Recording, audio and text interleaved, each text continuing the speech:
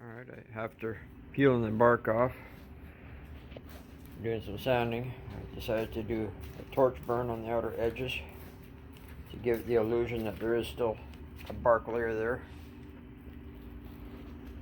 A little bit more epoxy to fill the holes and cracks. Sand that off, give it a fine sand, and it'll be ready for the rear thing. Well, it's the top side, down with 200 grit. Now to go finer. Well, after 5 coats of lacquer, or varnish, whatever you want to call it, my tabletop is finally finished. Ready to put it on the legs. Get it sold.